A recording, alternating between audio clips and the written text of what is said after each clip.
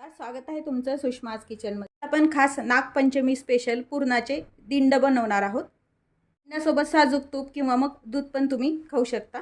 एक दिंड मी तुम्हाला कट करून दाखवतेय। अगदी छान दिंड तयार होतात व छान चमक पण येते। त्यासाठी खूप साऱ्या टिप्स आहेत, पीठ कसं मळायचं वगैरे पाहू शकता तुम्ही। किती सुंदर दिंड तयार होतात। हे दिंड आहेत बिलकुल वातड वगैरे काहीही होत नाहीत, व्यवस्थित अगदी मऊ दिंड तयार होतात। रेसिपी शेवटपर्यंत बघा। तसेच रेसिपीला लाईक करा, चॅनलला सबस्क्राइब करा आणि बेल नोटिफिकेशन पण ऑलवर प्रेस करा, म्हणजे तुम्हाला माझ्या प्रत्येक नवीन रेसिपीचं नोटिफिकेशन येईल। आपण हे पुरणाचे दिंड तयार करायला सुरुवात करूया। सर्वात आधी आपण पुरण शिजवण्यापासून ते पूर्ण पीठ मळेपर्यंत तुम्हाला व्यवस्थित रेसिपी दाखवलेली आहे। व्हिडिओ पूर्ण बघा, कुठेही स्किप करू नका। मसाल्याचे दिंड बनवण्यासाठी मी 1 वाटी हरभऱ्याची डाळ एक 5 ते 6 तास पाण्यात भिजत घातलेली आहे। व्यवस्थित डाळ अशी भिजल्या गेली पाहिजे, म्हणजे पुरण छान शिजतं। व यामध्येच ह्याच वाटीनं 2 वाट्या आपल्याला पाणी टाकून घ्यायचे। पहिलं पाणी आपल्याला काढून टाकायचं नाहीये, ते पाणी तसंच ठेवणार आहे। आपल्याला याचा कट वगैरे काही काढायचा नाही, म्हणून पुरण शिजण्या इतपतच पाणी यामध्ये टाकून घ्यायचे। पहिलं पाणी 1 वाटी राहिलेलं आहे, ते आपलं वरतून अजून 1 वाटी पाणी टाकतोय आपण। 1 वाटी डाळ असेल तर 2 वाट्या पाणी टाकायचं पुरण शिजण्यासाठी। थोडीशी हळद टाकून घ्यायची, म्हणजे पुरणाला कलर छान येतो। आता आपण गॅस सुरू करून कुकर ठेवलेला आहे गॅसवरती। झाकण लावून घ्यायचं व 3 ते 4 शिट्ट्या करून घ्यायच्या, म्हणजे पुरण व्यवस्थित शिजल्या जातं। आपण कुकर गॅसवरती ठेवलंय, तोपर्यंत आपण दिंडासाठी लागणारं गव्हाचं पीठ मळून घेऊया। चिमूटभर मीठ टाकून घ्यायचं, यामध्ये तेल टाकायचं, म्हणजे दिंड असे वातड होत नाहीत। एक छोट्या पळीभर तेल टाकून घ्यायचं यामध्ये। यामध्ये आवश्यकतेनुसार पाणी टाकून आपल्याला हे पीठ छान घट्ट मळून घ्यायचंय।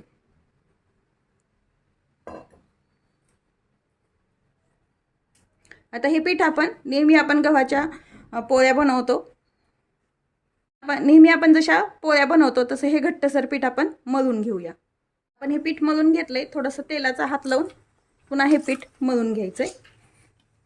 साधारण अशा पद्धतीनेच पीठ मळायचं, जास्त सैलसर पण नाही करायचं व जास्त एकदम घट्ट पण नाही। हे पीठ मळून झाले, आपण झाकून घेऊया। पुरण शिजलं का ते चेक करूया। डाळ आपली व्यवस्थित डाळ आपली शिजलेली आहे। भिजू घातल्यामुळे पटकन डाळ शिजल्या जाते, 3 ते 4 शिट्ट्यातच। चाळणीवरती आपण हे पुरण काढून घ्यायचे, शिजलेली डाळ आपली। म्हणजे काय होतं, थोडंसं जर पाणी असेल तर ते पूर्ण निघून जातं। राहिलेलं पाणी तुम्ही पुरणाच्या आमटीसाठी पण वापरू शकता। तर हे जे पुरण आहे, पुरणाच्या जाळीनं किंवा मग तुम्ही मिक्सरवर किंवा मग पुरण यंत्राने पण हे पुरण तुम्ही वाटू शकता। मी पुरणाच्या जाळीवरती खाली ज्या कढईमध्ये आपल्याला पुरणाला चटका घ्यायचा आहे तीच कढई घेतलेली आहे, त्यामध्येच हे पुरण मी वाटून घेणार आहे। थोडं थोडं टाकून आपल्याला एखादा चमचा किंवा मग मॅशरनं आपल्याला हे वाटून घ्यायचंय। आता आपण हे सर्व पुरण असं पुरणाच्या जाळीतून काढून घेऊया। पुरण वाटण्यासाठी ही डाळ फार काही थंड होऊ द्यायची नाही, थंड झाल्यानंतर पण वाटल्या जात नाही व्यवस्थित, आणि एकदम गरम पण ठेवायची नाही। भिजू घातल्यामुळे व्यवस्थित पुरण शिजलं जातं व अगदी छान पुरण निघतं। आपण वाटून घेतलंय, याला आता चटका देऊया। पुरणाला चटका देण्यासाठी गॅस सुरू करून कढई ठेवलेली आहे गॅसवरती। यामध्ये मी गूळ आणि साखर दोन्ही अर्धा प्रमाण वापरते। तुम्हाला जर पूर्ण साखर किंवा पूर्ण गूळ वापरायचा असेल तरी पण तुम्ही वापरू शकता। ज्या वाटीने डाळ घेतली आहे त्याच वाटीने मी अर्धी वाटी साखर घालून घेते आणि अर्धी वाटी गूळ टाकून घेते। याआधी पण मी गुळाचं पुरण रेसिपी माझ्या सुषमाज किचन चॅनलवरती अपलोड केलेली आहे, डिस्क्रिप्शन बॉक्समध्ये दिलेली आहे। आता हे व्यवस्थित याला आपण चटका द्यायचा आहे पुरणाला। गुळाचं प्रमाण किंवा साखरेचं प्रमाण तुमच्या आवडीने, जर गोड पुरण जास्त लागत असेल तर तुम्ही जास्त पण वापरू शकता, पण शक्यतो एका वाटीला 1 वाटी पुरण गोड कोणतंही, साखर असो किंवा गूळ असो, बरोबर होतं जर 1 वाटी डाळ असेल तर।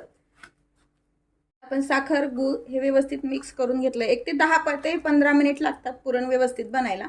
कढईपासून मिश्रण मोकळं व्हायला लागलं, सुटायला लागलं की पुरण व्यवस्थित बनतं हे। आता हे पुरण आपण छान चटका देतोय आपण। मिश्रण व्यवस्थित घट्ट होईपर्यंत आणि कढईपासून हे जे मिश्रण आहे ते सुटलं पाहिजे, जसं आपण बाकीचे चाचणीचे लाडू वगैरे बनवतो ना, त्याच पद्धतीनं म्हणजे हे पुरण व्यवस्थित तयार होतं.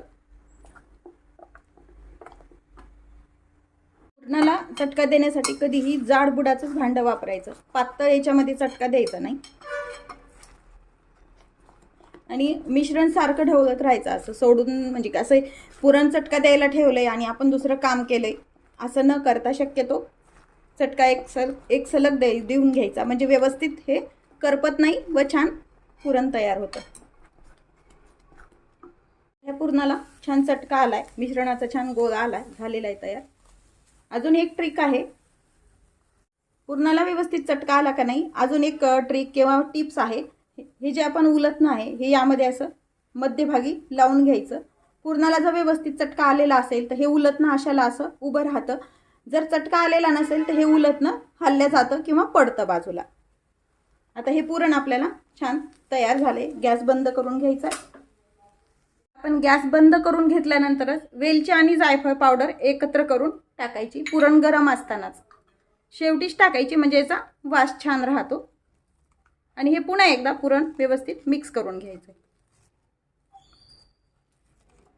तयार केलेलं पुरण आपण एका ताटात काढून घेतलं. हे व्यवस्थित पसरून घ्यायचं, म्हणजे लवकर थंड होते.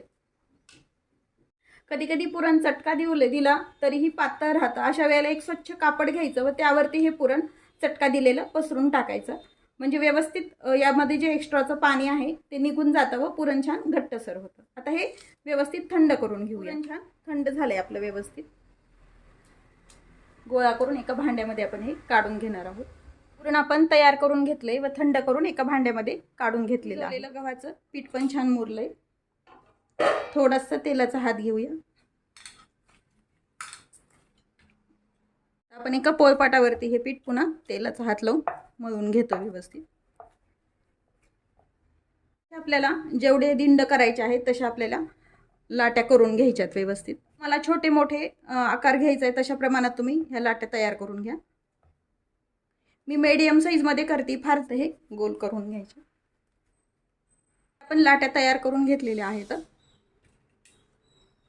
दिंड वाफवण्यासाठी मी इथं चाळणी घेतलेली आहे. माझ्याकडे स्टीमर नसल्यामुळे मी चाळणीमध्ये वाफवते. याला थोडंसं तेल लावून घ्यायचंय. चाळणीला तेल लावून घेतलंय. आता हे दिंड बनवण्यासाठी एक लाटी तयार केलेली ती घेतली. थोडंसं याला गव्हाचं पीठ लावून घ्यायचंय. लाटी आपल्याला फार जाड नाही व फार पातळ नाही अशी आपल्याला लाटून घ्यायची आहे. हे साधारण अशी लाटून घेतलेली आहे आपण. मध्ये आपल्याला हे तयार पुरण टाकून घ्यायचंय.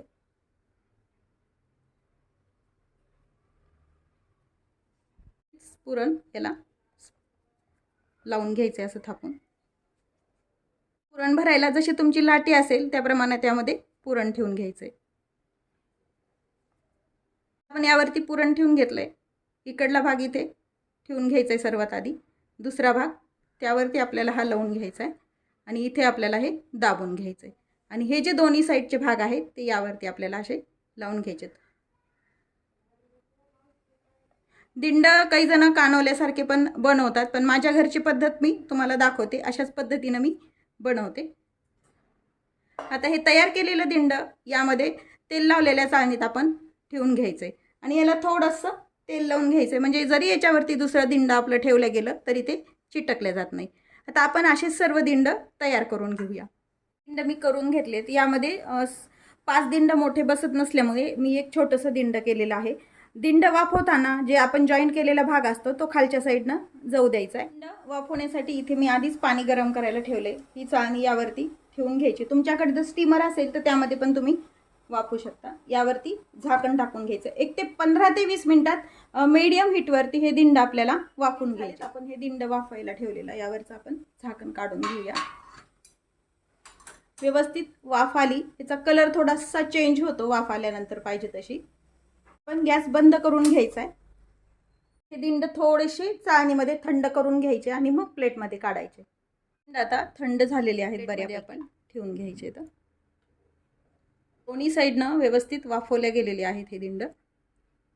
अगदी छान दिंड तयार होतात. आहेत आपले दिंड. यासोबत तुम्ही साजूक तूप किंवा मग दूध पण खाता येतं. रेसिपी नक्की करून पहा. रेसिपीला लाईक करा, चॅनलला सबस्क्राईब करा, तसेच बेल नोटिफिकेशन पण ऑलवर प्रेस करा, म्हणजे माझ्या प्रत्येक नवीन रेसिपीचं नोटिफिकेशन सर्वात आधी तुम्हाला येईल. अगदी छान मऊ वातड न होणारे दिंड तयार होतात. हे एक तुम्हाला मी कट करून पण दाखवतेय आणि खूप सारे टिप्स सोबत आपण हे दिंड बनवलेले आहेत. बिलकुल वातड वगैरे काहीही होत नाहीत, व्यवस्थित अगदी मऊ दिंड तयार होतात. मला सबस्क्राईब करा आणि बेल नोटिफिकेशन पण ऑलवर प्रेस करा, म्हणजे तुम्हाला माझ्या प्रत्येक नवीन रेसिपीचं नोटिफिकेशन येईल. नवीन रेसिपीसोबत पुन्हा भेटूया. तोपर्यंत बाय बाय. व्हिडिओ पाहिल्याबद्दल खूप धन्यवाद.